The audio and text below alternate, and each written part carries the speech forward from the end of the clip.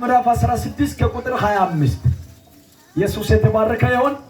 ጥቂት ደቂቃ ስልኮቻችሁን ሳይለንት አድርጋላችሁ። እግዚአብሔር ዘመናችሁን ይባርክ። ሃሌሉያ።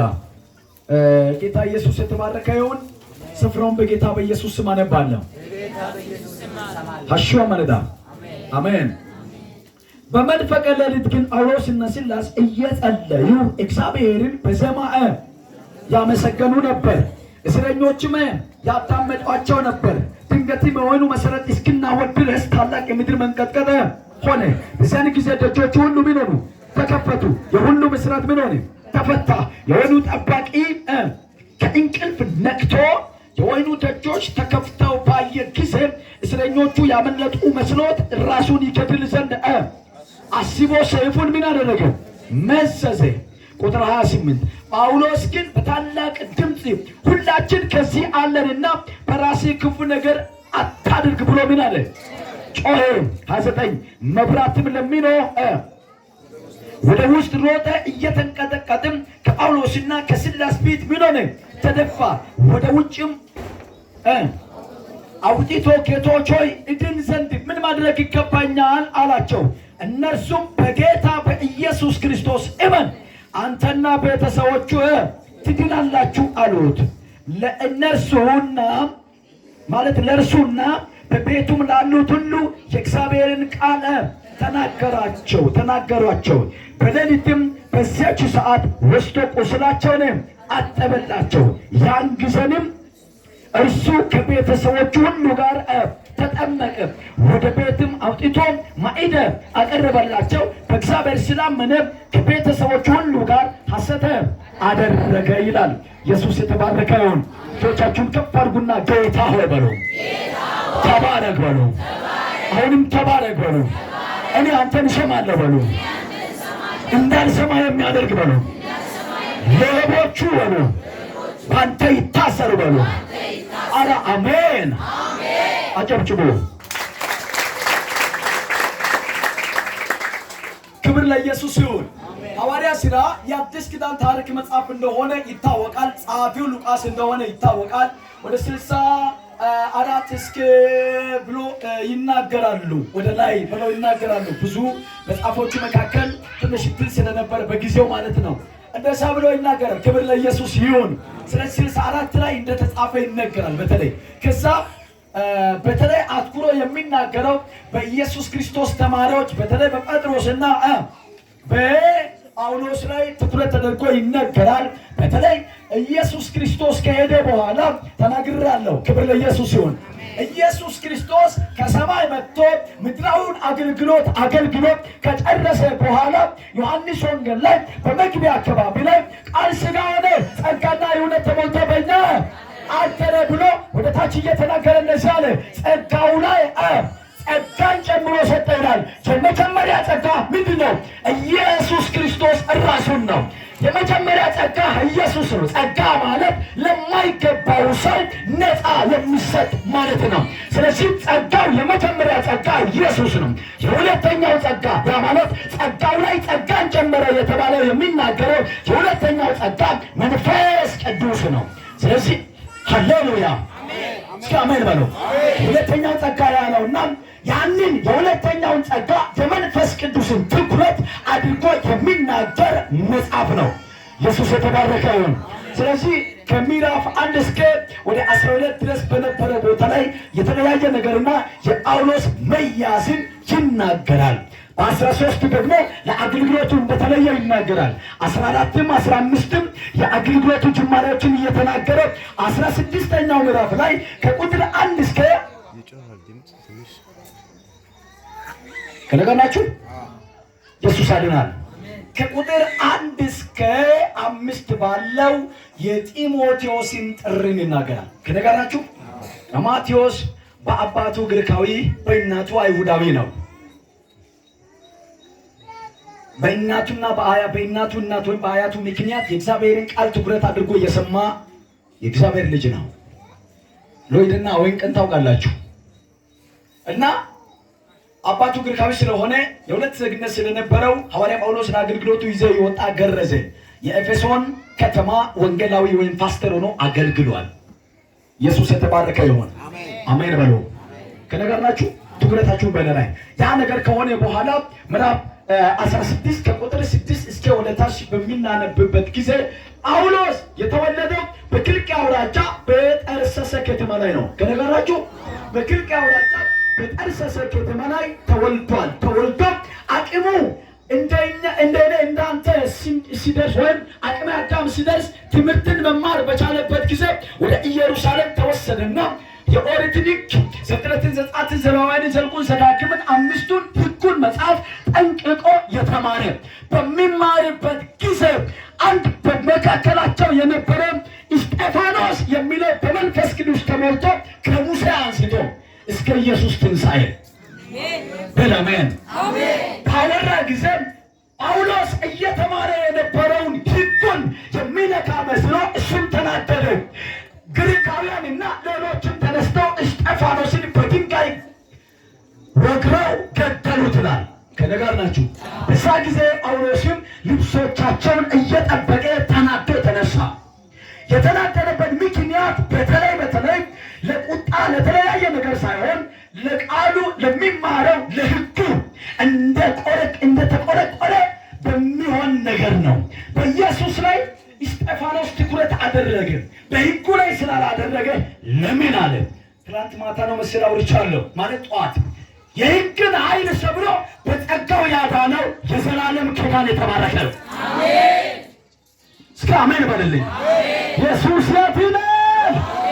ስለዚህ በዚህ ሁኔታ ስሙ ሳውል ይባላል። ኢየሱስ ክርስቶስ ይባረክ። ከነጋር ናችሁ። አዳምጡኝ። ሌላ ሰዓት ላይ ቃል ሲነገር እንዳትወጡ በጌታ ፍቅር ይለምናችኋለሁ። ትኩረታችሁን በሌላ አድርጉ። ከነጋር ናችሁ። ስለዚህ የልጁ ስም ሳውል ይባላል። የጳውሎስ ስም ማለት ነው። ሳውል የተባለበት ምክንያት የእስራኤል የመጀመሪያ ንጉሥ ስሙ ማን ነው? ሳውል ጋድ ብለዚው ሳውል ነው። ሁለተኛው ዳዊት ነው። ሶስተኛው ሰለሞን ነው። ከሰለሞን በኋላ መንግስቱ በሁለት ተካፈለች። አለድም ወደዚህ ልመለስ። የእስራኤል መጨረሻው ነገድ ያዕቆብ የመጨረሻው የዮሴፍ ወንድም ማን ነው?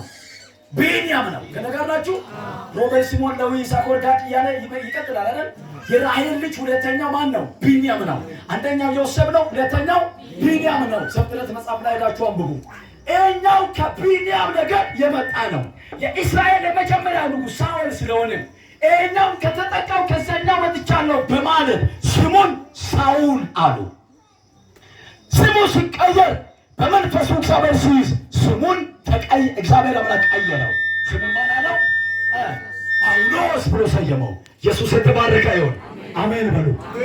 እኛው በኪልቅያ አውራጃ ላይ በጠርሰሰ ከተማ ላይ የተወለደው ለአንድና ለመጨረሻ እግዚአብሔር በመንፈሱ ከያዘ በኋላ ከሥጋ ነገር ጋር አልተቀላቀለም። አሜን በሉ።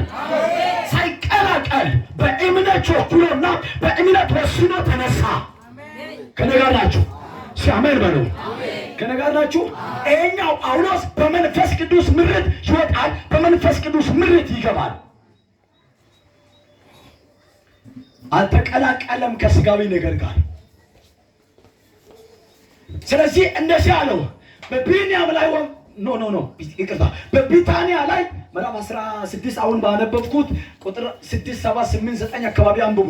በቢታንያ ላይ ቃሉን ይሰብካለሁ ሲል የእግዚአብሔር መንፈስ ከለከለው ይላል።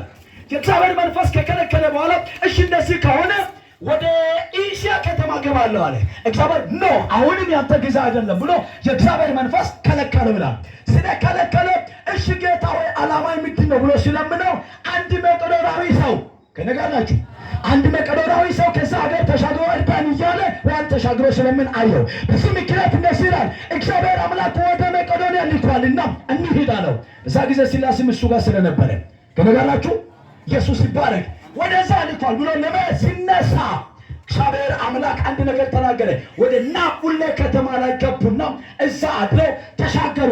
ለመቄዶንያ ዋና ከተማ ወደ ሆነችው ወደ ፊልጵስዩስ ከተማ ገቡ። ከነጋላችሁ ወደ ቃል እየገባው ነኝ። ወደ ፊልጵስዩስ ከተማ ከገቡ በኋላ ምኩራብን ይለምናሉ ማለት ይፈልጋሉ።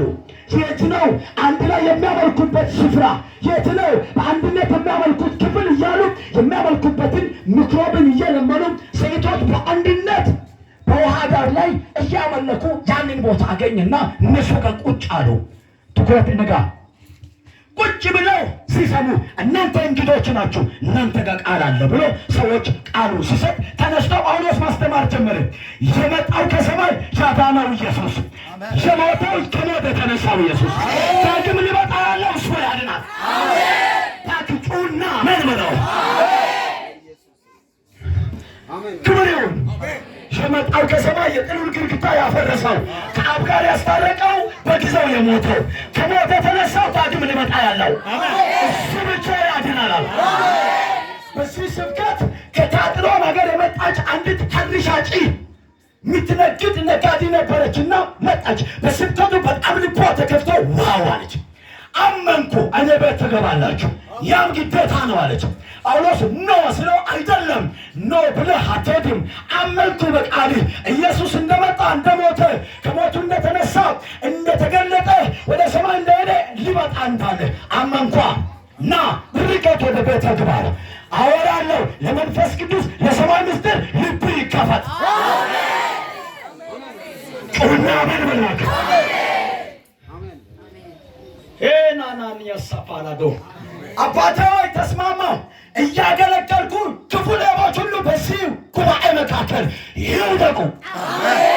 ጩና ምን ብላክ እያወራው ሌቦች የታሰሩ የሆኑ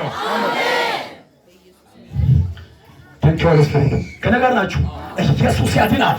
ስለዚህ በዚህ መንፈስ ሆኖ ኖ ስለው አይደለም ትሄዳላችሁ፣ ኖ አይደለም ትሄዳላችሁ ካለች በኋላ እሺ ብሎ ይሄዳሉ። ከነገር ናችሁ። የመቄዶንያ ዋና ከተማ በሆነችው በፊልጵ ማለት በፊልጵስዩስ ከተማ ይራመዳሉ። ሲራመዱ ለካ ሰዎች ነገ ለእኛ ብዙ ሀብት ታመጣለች በማለት አስደግመው በእሷ ላይ እሷ ታሟርታለች፣ እነሱ በረከቱን ይቀበላሉ። ቁጭ ብለው ይበላሉ። በእሷ ላይ አሟርተው አንድ መልእክት አለኝ። ለማዳውን የሰራዊት ጌታ እግዚአብሔር በዚህ ከተማ ላይ ያዋርዳል። የጀገነ ትውልድ ካለ አሜን በለባቸው። ክብር ይሁን። ኢየሱስ ክርስቶስ ያድናል።